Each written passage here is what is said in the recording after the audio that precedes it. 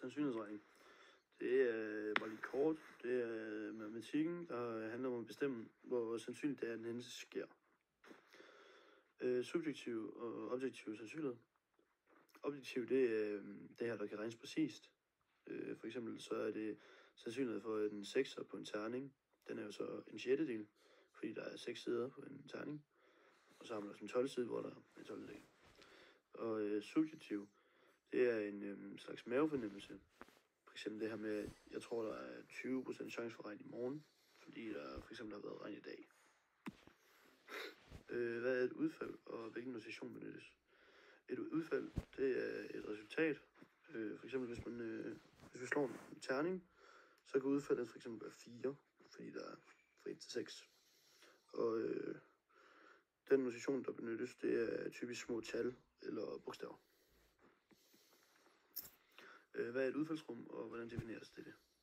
Et udfaldsrum, det er alle mulige udfald blandet, ja. Og det defineres som mængden af alle mulige udfald i et tilfældigt forsøg. For eksempel ved et tegningskast, der er udfaldsrummet 1, 2, 3, 4, 5, 6. Hvad er en fælles hændelse, og hvordan betegnes denne?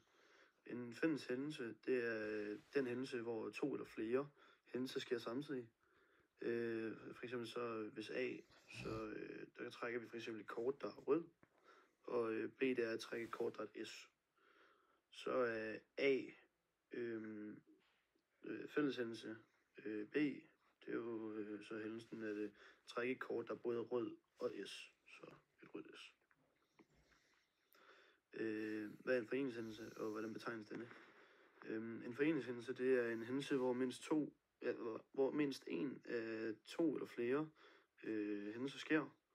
For eksempel hvis A, det er at trække et kort, der er rød, og B, det er at trække et kort, der er et S. Så er det A i foreningshændelsen af B, og det er jo så hændelsen at trække et kort, der er rød eller S, eller begge. Et trækkekort, der er rød eller S. Hvad er den tomme hændelse og sandsynligheden for denne?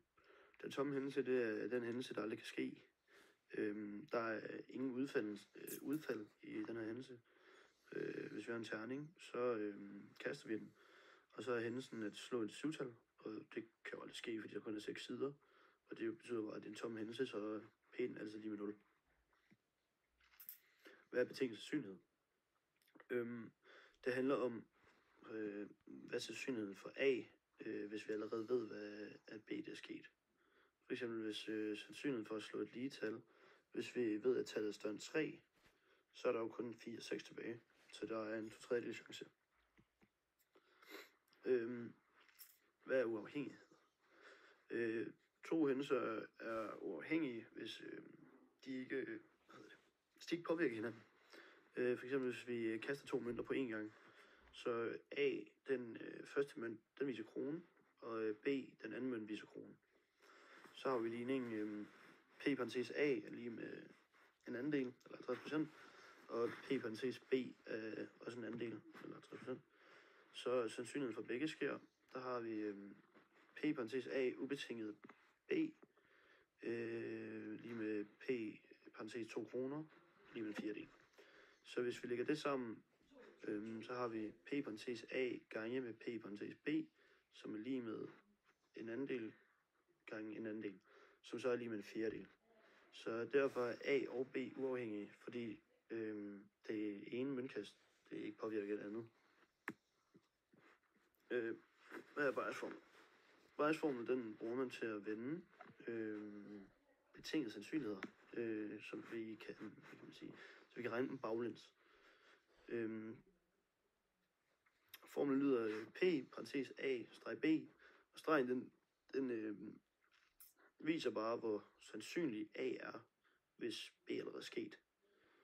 Den er lige med P parentes B streg A gange med P parentes A, divideret i P parentes B.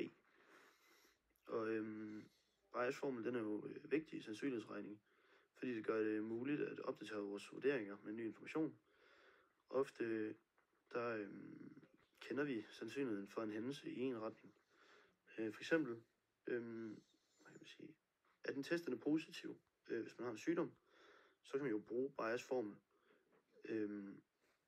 Så kan man bruge den til at vende den her hændelse, og finde sandsynlighed for at have sygdommen, hvis testen er positiv, eller når testen er positiv.